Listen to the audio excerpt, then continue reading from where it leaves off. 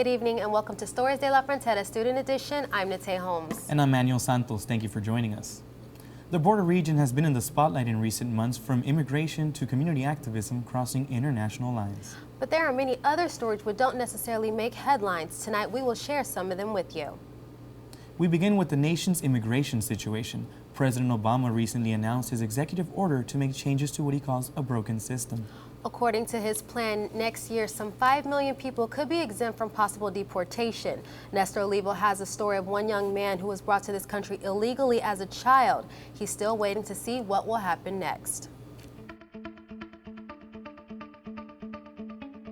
My name is Honorio Lubianos, and I'm a dreamer. Right now I'm working here in the Boys and Girls Club. I'm a high school coach. And I get to work with Social Security, with the baddest Social Security, and that's an advantage. I get to have a driver's license. I get my California ID.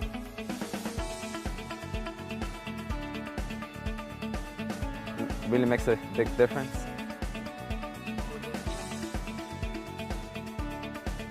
I feel like a citizen right now. Deferred action, or most known as DACA, it's opening doors for a better future. Students like Honorio Lubianos had qualified for this new opportunity. On June 15, 2012, the Secretary of Homeland Security announced that certain undocumented people who came to the United States as children, meeting several key guidelines, could request consideration of deferred action for a period of 2 years. The special permit allows the holder to work legally. It turns out thousands of young people applied. In order to do so, they had to be under the age of 31 as of June 15, 2012. They had to have come to the U.S. before their 16th birthday and never left. And there's more. Applicants had to prove they are currently in school or earning a GED, or that they have been honorably discharged from the armed forces. Anyone with a felony or 3 misdemeanors is automatically denied. Put yourself in their shoes. I was 9 years old when I arrived to the United States. Couldn't understand. My parents got to me and they told me that we were going to travel to the United States. I had no clue back then. I just thought that Mexico was the only place that existed in the world. To a country that you know nothing about, with a language that you may not even speak. As I arrived to my first class, I had trouble understanding the teacher because she was an Anglo, she was an American. So when she was talking to me, I was lost, and then I had to find some other friend that could probably translate to me what was going on, what I had to do. And imagine you've done everything right your entire life. Studied hard, worked hard, maybe even graduated at the top of your class. Cool. Well, I graduated from high school with a overall 3.87. That's what gave rise to the DREAM Act. It says that if your parents brought you here as a child, you've been here for 5 years, and you're willing to go to college or serve in our military, you can one day earn your citizenship. For the thousands of students now called dreamers, who took to streets hoping President Obama would help them in their path to citizenship. Si se puede. Si se puede. Thank you. The Deferred Action Program is not the solution, but the beginning of a hope for a better future. Despite President Obama's executive action, Congress is vowing to overrule his order, calling it unconstitutional. Communities on both sides of the border await the outcome. While some students fight for their right to stay in the U.S., students south of the border have another fight on their hands. In September, 43 students of a small college in Mexico disappeared in the Mexican state of Guerrero. Their disappearance has triggered daily protests throughout the region, with support from students and family in the U.S. Our very own James Smith has the report. As violent protests continue in Mexico, communities north of the border began to organize and demonstrate.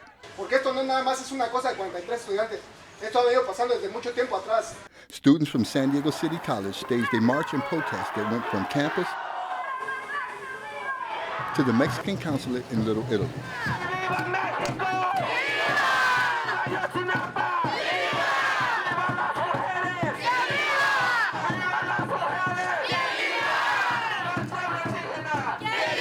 According to CNN reports, 43 male students from the Raul Ysidro Burgos Rural Teachers College of Ayotzinapa were detained by local police on the orders of the mayor of Iguala Guerrero to protect a speaking engagement made by his wife from any hostile interference, as there had been the previous year. There may have been as many as 57 students, but the others escaped before they were detained. It has also been reported that local police handed the students over to a local crime syndicate, the Guerreros Unidos, United Warriors. There was a shootout with the rival gang and several people were killed. The remaining students were taken to a landfill where, according to testimony by a few gang members, they were killed, their bodies burned, and their remains disposed of in the San Juan River. No podían estar con ellos. Teachers, families, friends, and even those not connected to the case took to the streets to protest the practices of what many describe as a narco government, a government heavily influenced by the narcotics trade.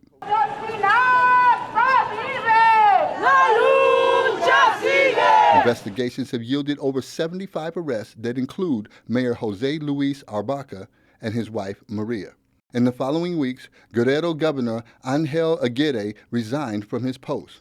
But the people of Mexico are calling for more to be done, sentiments that seem to be echoed by embattled President Enrique Peña Nieto.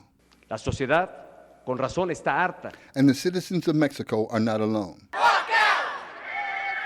Walk out! Walk out! Walk out! Students and teachers alike staged a walkout protesting events in Ferguson, Missouri, and the missing Mexican students. So I think it's very important for us to come out and do protests like this to show that we have power, to use that power, to display that power, so they understand that they can't just kill us. They can't just oppress us. They can't keep doing that. We're not going to have that anymore. The way it's looking is going to be us against the government or us against whoever the higher ups are. So as people that are minorities, who are poor, who are students, who feel like social justice is not being done, we need to come together and get a plan together and not just let it stop here. We're not just here to complain, but we're here to make a commitment to one another, to support each other as brothers and sisters, and say that I'm not okay with this happening. Even if it doesn't happen directly to me or my children, it's something that's important. As the protests continue daily throughout Mexico, the commitment on this side of the border is reflected as well. It's about time for us, all the tribes of the world, to get together, recognize each other, help each other, support really. And as a human race, there's only one race, with the human race. My role is to do the best that I can for this movement, for not only the 43 students who were massacred, but for the country that I love so much, the country that my parents were born in, the country that I still consider my country as well, Mexico. As of this broadcast, the investigation is still underway. DNA has identified one of the students as Alexander Mora Venancio. The whereabouts of the other 42 students still remains a mystery. The holiday season is in full swing and shopping is at a premium on both sides of the international border. Now that the third phase of the San Ysidro border crossing has been completed, crossing the border into either direction is no longer the nightmare that it has been. Elizabeth Bondor updates us with the new changes at the world's busiest port of entry. We're here at the San Ysidro border crossing where all 25 lanes are now open with 2 booths per lane. This is shortening the border wait times dramatically. Wait times used to be between 3 and 4 hours by foot or car from Tijuana to San Diego. Because more people are likely to drive now, both pedestrian and vehicle lanes are now as short as 5 minutes, with an average of about 20 minutes. 2 weeks ago, I closed the line and I was like 2 hours. Yeah, and now I don't see any line. So I think it's gonna be like 10 minutes. This means more people like Lorena are crossing the border from both sides, which is better for both economies. All of this is great news for the world's busiest port of entry. With 47 to 50,000 passenger vehicles crossing per day, over 30,000 pedestrians crossing per day, and over 300 buses. That kind of amounts to roughly about 125,000 travelers entering this particular port of entry on a single day. And that is huge with regards to how we work together, both countries, our shared borders, shared emphasis on security, and shared emphasis on commerce. Commerce, which attracts hundreds of shoppers per day from Mexico. They come looking for bargains at one of the biggest outlet malls, Las Americas, just feet away from the border. Every once in a while, we go out to the traveling public, we ask them, what's the purpose of your entry into the United States? A lot of times, it's going to outlet stores, it's going to big shopping malls. They're going to go shopping for food here and there. Sí, claro, si entre menos tráfico haya, pues viene uno más seguido. Se hace menos complicado, ¿no? Puedes cruzar más rápido. There is one negative impact of shorter wait times on the Mexican side of the border, and it has to do with Mexican vendors. A lot of people that used to sell food, so you could wait, eating while you wait, and obviously, they don't have any job anymore. We're not selling what we're supposed to be selling. We're not working, and this is where we get our money to feed our families. How much would you make before the lanes opened? It will from $60 to $70 a day, but now we're not making not even $1. For the most part, people are seeing the new lanes opening as a good thing. There's a lot of people that works over here and bring the money over there, so it's gonna be good both ways. And with the holidays right around the corner, shorter wait times will no doubt be more than welcomed by crossers in both directions. Wait times have not only decreased at the San Ysidro port of entry, but at the Otay Mesa border as well. There are many different people of many different nationalities which make up America's finest city. Yet, there are few who can trace their family history back to San Diego's beginnings. Our very own Giovanni Fuel tells us how several pioneer families left their mark on San Diego. The village of Cosay sustained the Kumeyaay Nation for over 10,000 years in the area known as San Diego County in Baja California. The Kumeyaay, also known as Diegueño Indians, were avid fishermen and great agriculturists. This is the village of Cosay. When the Spaniards came, they married into our native tribe, and we've been here for 10,000 years. Scientists, what they do is they shorten the village by sites. They call them sites. Archaeologists, they call them sites. And that's how they divide, they split the village. But it's a neighborhood. The Cosay is a neighborhood. It's quite clear the Kumeyaay were here first, in the village of Cosay, atop Presidio Park. The Spaniards arrived with high hopes to populate and to rule the land. The 1st of May, 1769, the San Carlos and San Antonio dropped anchor in San Diego Bay. Only 25 soldiers and seamen were able to hike, leaving the rest on board. Those left behind were gravely sick, dying from thirst and scurvy. Captain Fernando Rivera y Moncada ordered an infirmary camp set upon present-day Presidio Hill. This Presidio site became the birthplace of San Diego. 1821 signaled Mexico's independence from Spain, and the fabled days of romance, fandangos, and rancherias was born. In Alta California, Mexicans played as hard as they worked. The opportunity to pause and party was not taken lightly. So if there was a wedding, they would travel from Santa Barbara or San Gabriel all the way to San Diego for a fiesta. You gotta travel that far, you gotta make it worth your while. The fiestas were called fandangos. And speaking of a direct bloodline of a long-standing pioneer family of Old Town San Diego, Mr. Philip Crosswaite goes into business with Mr. Thomas Whaley.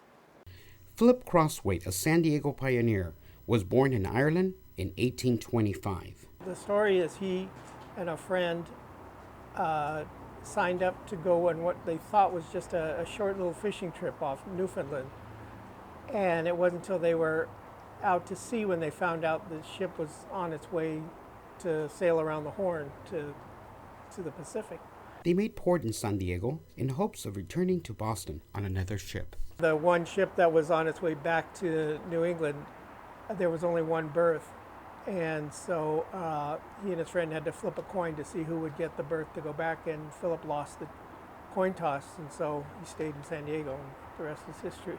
Old Town San Diego continues to celebrate and preserve our ancestral and descendants' families' trees through stories, customs, cultures, and rituals that play an important part through contribution, value, and pride 244 years later. These are but a few of many stories and traditions that make up San Diego's rich history. You can find many pathways to our history with a visit to Old Town San Diego. The San Diego-Tijuana border is home to plants, wildlife, fish, and small creatures, many who depend on the habitats that go beyond the national boundaries. In the last few years, our region has witnessed pollution, urban development, and growing human population causing unprecedented environmental changes. Our Marilena Castellanos looks at how fragile life is for one small creature and its struggle to survive. Often you can see butterflies on t-shirts, bags, and dozens of consumer items, and sometimes you can see them more there than you can in real life. What people may not realize is some butterflies are on the verge of extinction. On the most southwest corner of California, where the United States connects with Mexico, right next to the Pacific Ocean, is one of those butterflies.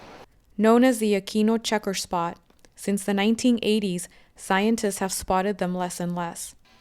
Carlos Fucón knows all too well the history of this popular insect.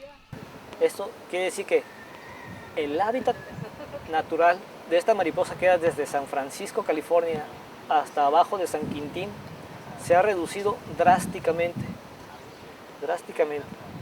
Fucón is a representative from Papalotzin, which means tiny butterfly in the indigenous language, Nahua. Papalotzin is also a butterfly sanctuary on the Mexican side of the border. Efforts to save the butterfly are underway. One of these efforts occurred during the 7th anniversary of the Binational Friendship Garden. Estas fueron germinadas en condiciones controladas.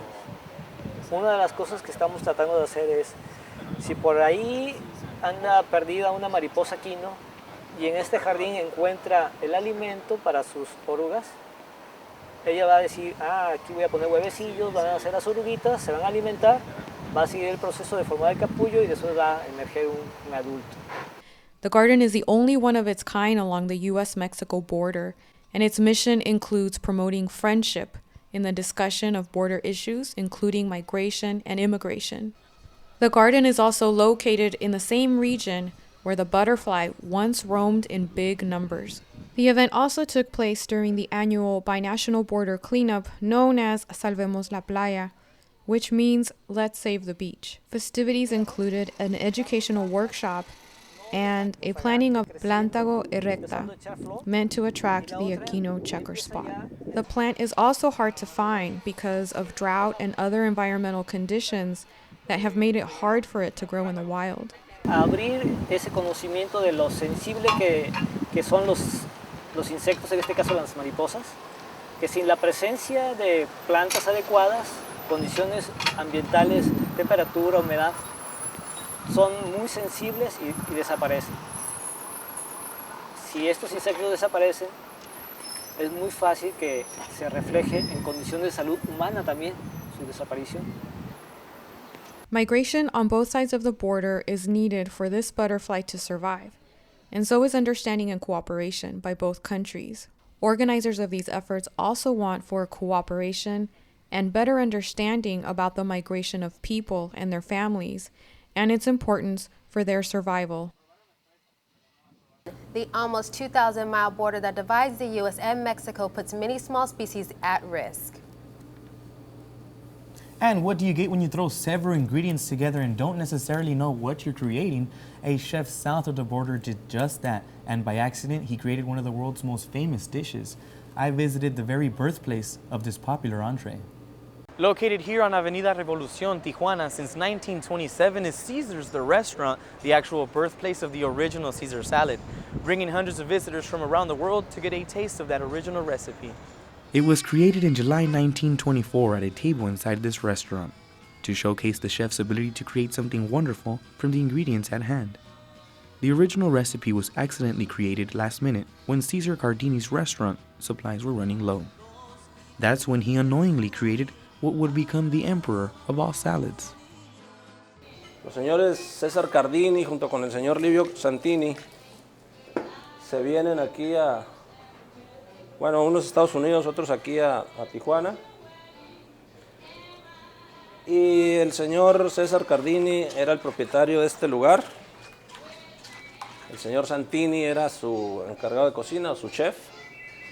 Un buen día les llega un grupo de aviadores de San Diego. Precisamente en esa época había mucha afluencia aquí en la Avenida Revolución porque existía la prohibición de alcohol en Estados Unidos. La gente se venía aquí a la Revolución, ya existía el restaurante César. Llega el grupo de aviadores, el señor Cardini y el señor Santini dicen, bueno, ¿qué les vamos a dar? Ya estaban a punto de cerrar y tenían muy pocos suministros en cocina. Buscan por ahí en sus cajones, en su cocina, y encuentran todos estos elementos, excepto la anchoa. La anchoa se la agregan después, como en los años 50. This famous salad has also been featured in the Guinness Book of World Records. The world's largest Caesar salad was prepared by Carnirec, the Tijuana Restauranters Chamber of Commerce. It weighed 7,246 pounds and was unveiled in Tijuana, Baja California on October 20th, 2007. Luego el siguiente paso es llevar la ensalada ya al plato, ya que el aderezo y la lechuga ya están bien integrados. Nosotros la montamos de esta forma. Agregamos un crotón de pan, preparado aquí mismo en el restaurante. Por último agregamos un poquito de parmesano. ¿Verdad? Y aquí tenemos la famosa ensalada César de Tijuana para el mundo. Cardini is credited with having created Caesar's salad, which became fashionable amongst Hollywood and many celebrities, especially after he had moved his restaurant a few blocks down to the hotel built in 1927 called Hotel Caesars. This move brought much more tourism. Well, the food's good, and I love history, and this is a special place in the history of the world. I mean, the Caesar salad is a dish that I've had in lots and lots of countries around the world, and kind of confuses them in Italian restaurants because they're not quite sure where it came from, but it's still a great dish, and I eat it all the time, and it started right here in Tijuana, Mexico. Today, people from all over the world now visit Caesar's just for their famous salad and the experience of having it made tableside. Delicious. Así que te invito a que la pruebes de esa forma y que nos digas tu experiencia.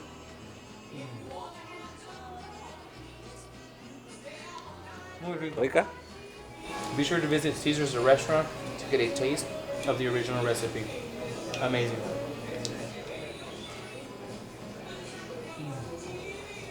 Although the Caesar salad has become a staple in restaurants around the world, dozens of famous chefs have created their own version of this iconic salad.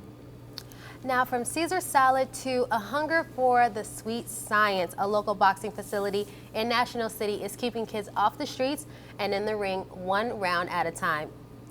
It all started in one family's backyard in National City and has grown into a community center for the neighborhood.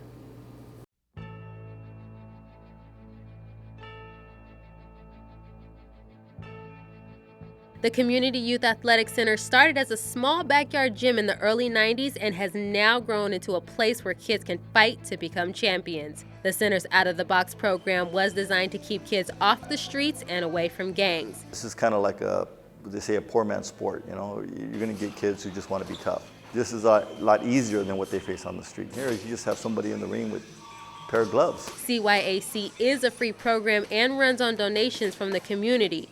About 300 kids come through the center every year, but it takes months of hard work before they even step inside the ring. Me as a coach now, I'm looking for a kid who doesn't realize I'm looking at him or her, right? But they're still going at that bag like they have that hunger, they want it.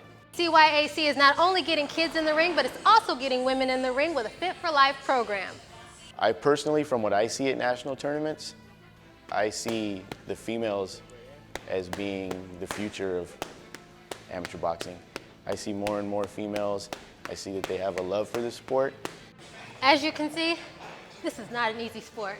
Viviana Navarez is just one of many whose hard work has shown on both inside and out of the ring. It changed my life by going here, working out more, and less of talking to my friends, but it doesn't matter. I have to train hard to get my fights. I feel good. I could show the guys that I can do it too. Her confidence off the roof. She has a big chip in the shoulder, always smiling now, never putting her head down, and I think it's great for the kids. And this place really made my daughter blossom. She's tough cooking. I'm very proud of her. The Community Youth Athletic Center is making a change in the lives of inner city kids one round at a time. One of our kids went to, is at UC Berkeley. You know, one of the kids are going to community college, and those are huge successes. Those goes beyond the gold medal, I think, but, you know, people need to see that. We're not teaching the kids how to fight. We're teaching the kids it's a controlled discipline. It's also a sport that teaches you, when you get knocked down, to get back up. If any parents wants to bring their kids, I invite them to bring them in. It worked for my kids, I go work for somebody else's kid. And just a reminder, all boxing classes for all kids are free. And well, that does it for this edition of Stories de la Frontera. We hope that we have encouraged you to visit and learn more about our fabulous border and the communities that surround it. Thank you for joining us. I'm Nate Holmes. And I'm Manuel Santos. Hasta la próxima.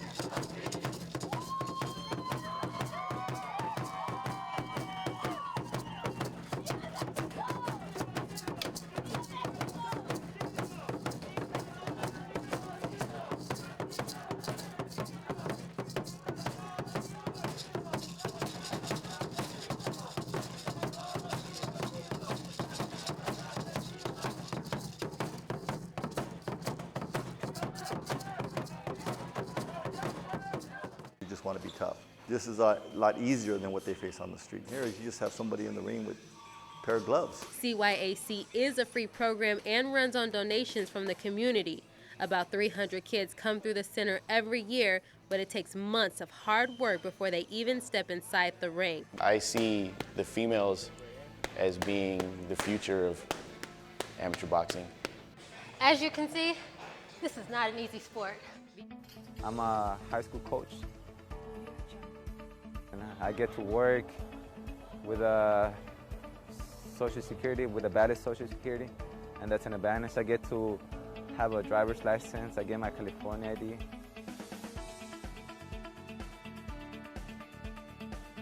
It really makes a big difference.